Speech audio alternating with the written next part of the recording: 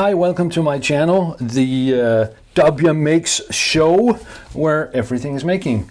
You may have seen one of my other videos in which I replace the hardware on a bicycle wheel. This time I'm going to replace the software. This is actually the same wheel, and it's doing nice. It's a little dirty because I've been using it. But what's been happening lately is that these tires are at the end of their life cycle. I don't know if you can see this very clearly on camera, but the tire is splitting. And this happens after a while. I don't know if someone in the comments wants to tell me what I'm doing wrong. Am I pumping it too hard or something? I don't know. But after, a while, depending on the quality of how expensive or cheap the tire is, this always happens. So it starts splitting, and that means I get a wobble. I can actually feel it when I ride. And well, obviously, more importantly, at some point that's going to break entirely. It's going to fail completely, and I'll have a blowout. So it's time for new tires. I have bought a pair of. This is a Continental. Actually, I bought these. I thought these were really cool. These were really cool because they're so slick. The roll resistance is like there's none, which is very nice. Obviously, I had a few problems the first couple of weeks. I was on my butt a few times because I had to get used to. I went from regular mountain bike tires to these, and I did some sharp cuts, and I fell on my butt. Happened a couple of times, but after that, it's been fine, even during the winter. So I like the much lower rolling resistance compared to regular mountain bike tires, and I'm going to stay with that. So I bought it to replace these Continentals, which are very slick. I bought some Schwalbe balloon tires. These are called Big Apple for some reason, and they do have a tread, just a little bit more than this, and they do have they're less vulnerable to aquaplaning, I guess, but still a very slick tire compared to a regular mountain bike tire. These have high puncture protection because I ride in the city, and I'm going to put those on now. I have two of those, and obviously two wheels with the old ones. So let's get to this. All right, obviously letting the air out first. I have a mess of various. Oh, yeah, I bumped the camera there. I have a mess of various tools around me, so hopefully I won't have to reach that far to get where I'm going.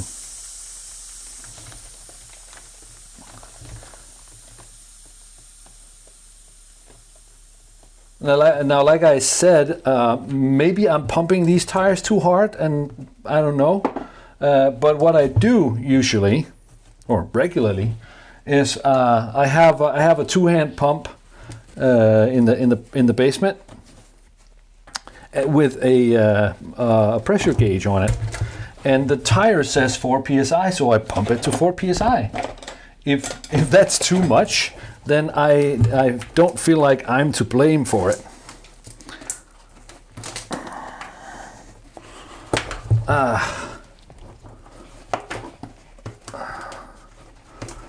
I like these plastic tire irons, but sometimes getting a positive grip under the wire is not easy. But I try to avoid the trick from my childhood. You know what? I'm going to take this paper off. When I was a kid, we didn't have plastic tire irons. We had a screwdriver, and what would often happen is you put a metal screwdriver that's maybe a little bit sharp, and you do this, you're liable to catch the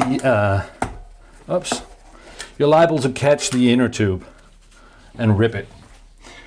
So obviously, I'm sorry, I bumped the camera again. I have an overhead rig here, which I'm getting used to. So yeah, I try to avoid that.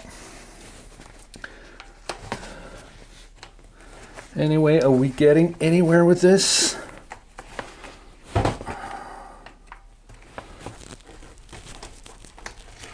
Wow, this is a tight one. This is actually, this is tighter than I'm used to, I have to say. Oh man. Okay. Look. We're just gonna keep doing this until it works, all right? And at some point, if I have to switch to a screwdriver to make it work, you can laugh at me, but I don't think so. Here we go. There we are.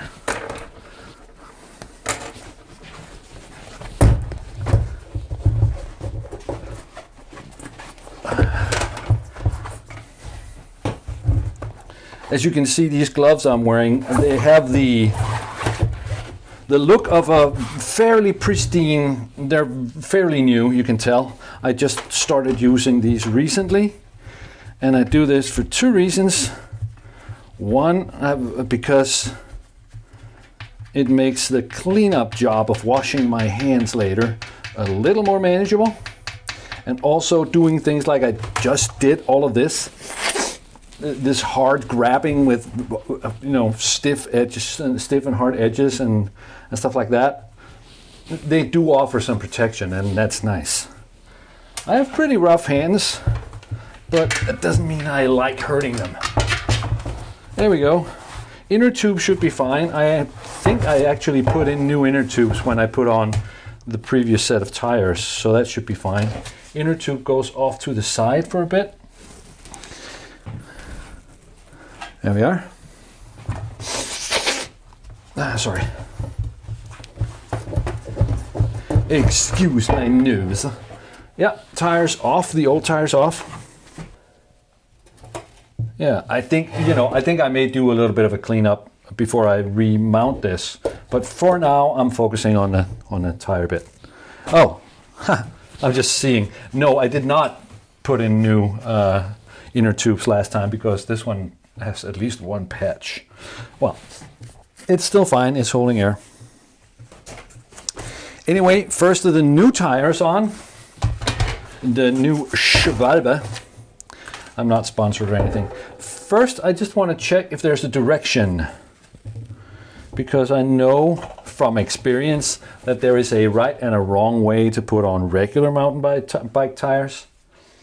And yep, rotation. So the direction, rotation, I mean, you can go backwards on a bicycle, but I'm assuming they mean front. So this goes on like this. Where's the rotation area? And there's the rotation arrow. So wheel is on like this, and rotation goes that way. All right, cool. So it goes on like so. Yeah. Okay, well, it looks fine, so let's just do it. Let's just get to the point of this exercise.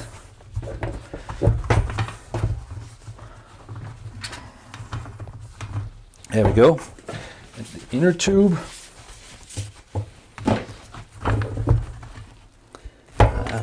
Is a valve hole is there, and I put the valve nut over there. And rather impressively, if you know me, I just reached out and found it. It was just there. I mean, because what I tend to do in this workshop area here is misplace stuff. And it's like something I was just holding in my hand seconds ago. I reach for it and I have no idea where it is.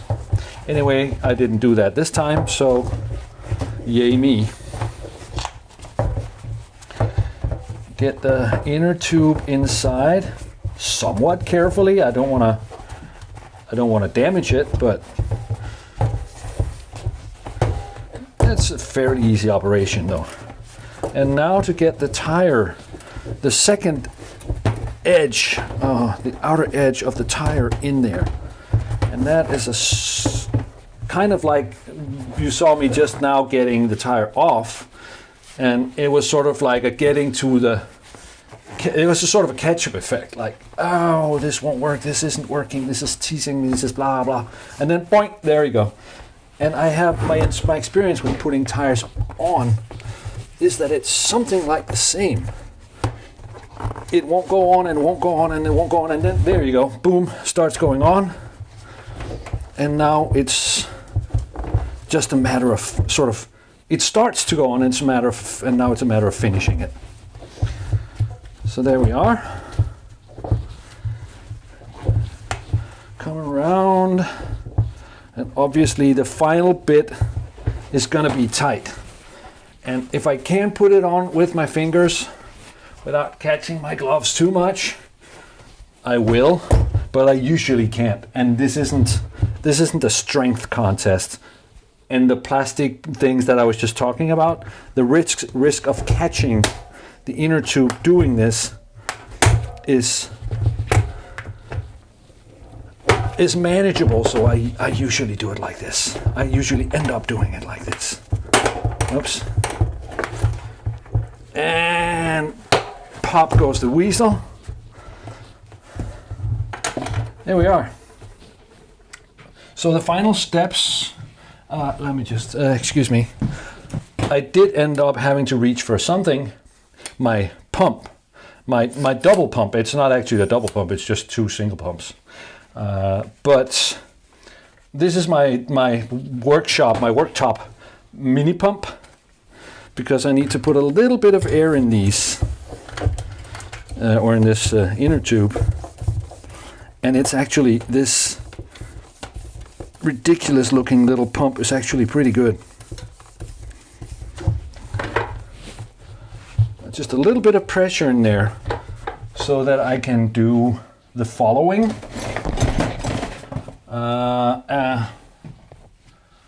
I'm just gonna reach over here.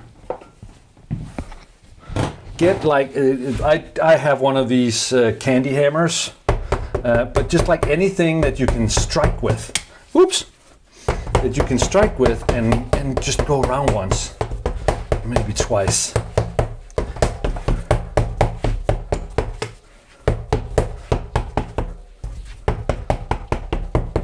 To make sure that if the inner tube is sort of caught, it has a chance of popping out. And that's why I put some air in it, so that it'll sort of pop out inside the tire properly. There we go. And that's basically it. Like I said, I'm gonna give this a clean up before I put it back on. But so far, so good. The new tire, 1 out of 2 new tires is on. I rarely use this pump for the full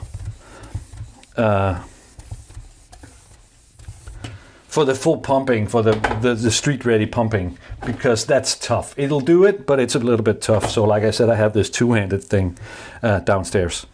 Yeah, and like I also mentioned briefly, I stick to the pressure that's printed on here. And this one also, like the previous one, at 4 bars it should be pretty okay. This one says between 2.5 and 5 bars, or 35 and 70 psi. So yeah, if it doesn't seem to me like I'm pumping it too hard by any definition of the product. So if anyone knows why my tires tend to split like that, I'm all ears. Let's get the second one.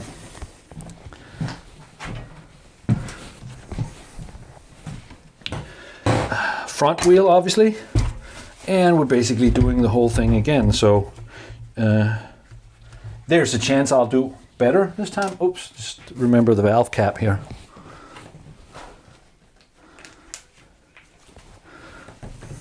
There's a chance I'll do better this time, and that'll probably make me kind of look good. But there's also a chance that I'll fumble my way through the second one and look just as stupid. There's a distinct possibility that that's what's going to happen. See, yeah, it says, this one actually says max 4 bar, but I did pump it at about 4, so yeah, I don't know. Anyway, exactly the same operation, obviously, for the front wheel. This is a tight type of tire. I do get there. Oops, There's a bit of a struggle getting in there, but there we go.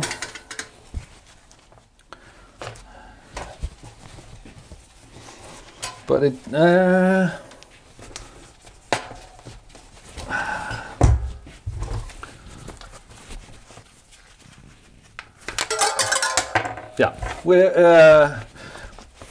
it seems like we're at the fumbling for the second one as well.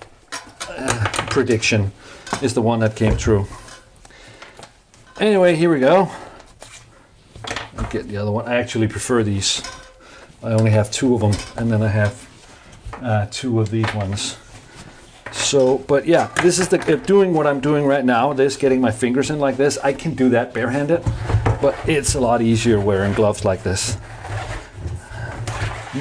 For many things that I do in the workshop, I'll just wear a pair of vinyls, you know, like the thin ones, spray gloves. But obviously, if I do wearing them, if I do what I just did, they'll rip to shreds. So yeah, I like these. I'm glad I got them. They're cheap. You know, just go to the hardware store and find, like, they're probably not the cheapest, but they are most certainly in the lower. Another patch on that one. I make my inner tubes last. They're most certainly in the like lower 5th or something like that, lower 4th of the price range. And they're fine. They feel really good.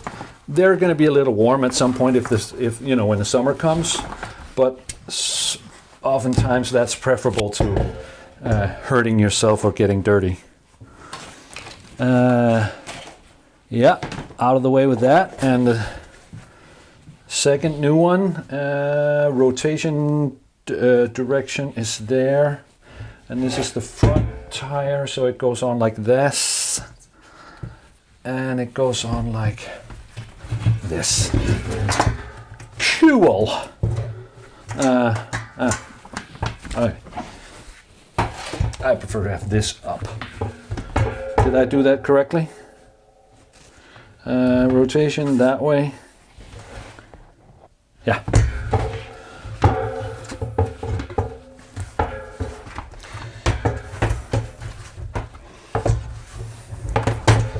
And now you may be wondering why I have a mountain bike, which is for off-roading,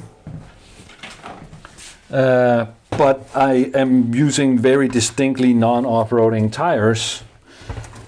You may not be wondering that at all, but for those who are wondering, this is my version of a city bike. Oops. It's basically my version of a city bike. I ride in the city, and this is living in Copenhagen. There's a lot of old cobblestone, and I bump sidewalks, you know, I ride over sidewalks, and the quality of the paving is different across town, and so on and so forth. All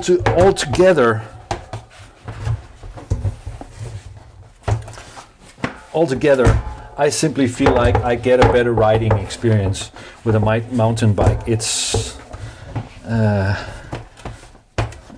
it may be urban terrain, but it feels like terrain to me. I think I need to let a little bit more air out of this. It's a little bit too balloony.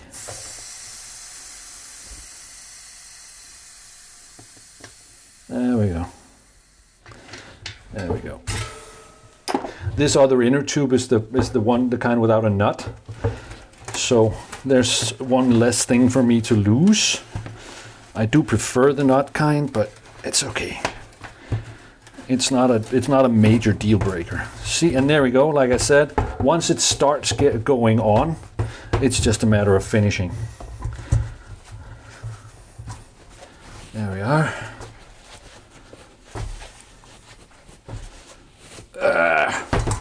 There we go. And then the final touch. Oh. There we go. Like so.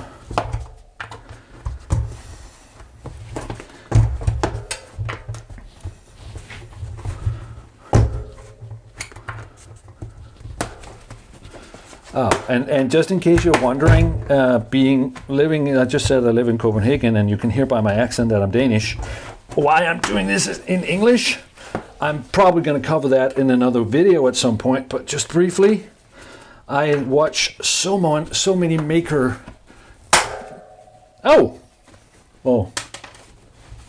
So that broke.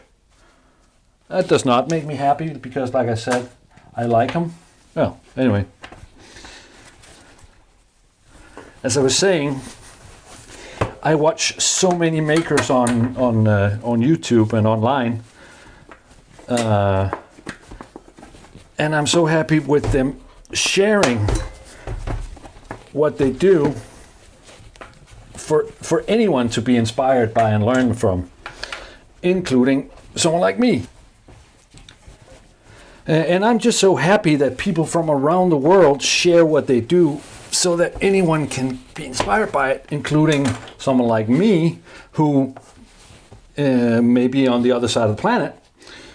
And I feel like that's a favor I want to return. So I could have done this in Danish just for my local audience. My local audience. I don't have an audience, but if I had an audience, it would be local. I could do that. But yeah, I want to pay back, as in my own tiny limited way, as whatever it's worth. What I got out of this kind of workshop sharing, I try to give some back.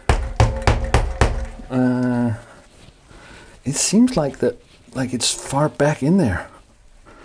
Is that correct? I don't know.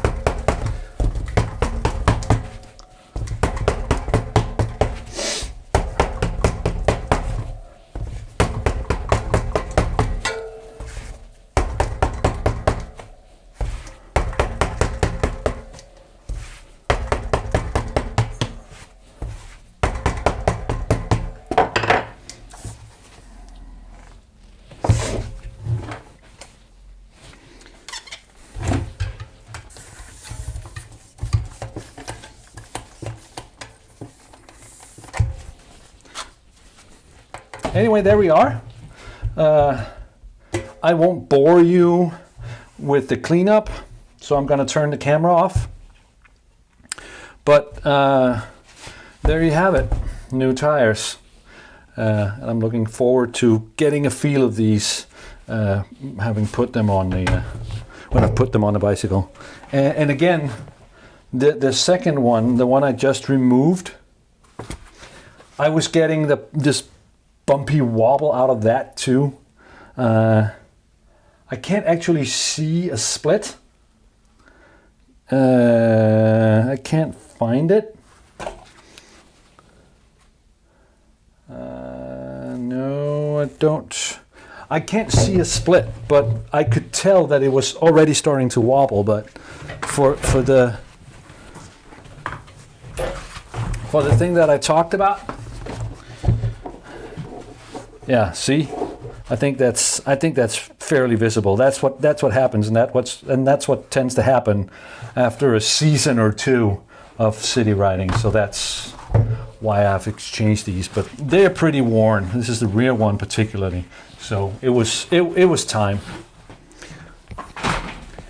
And now I have new tires. And thank you for watching, and I'll see you next time.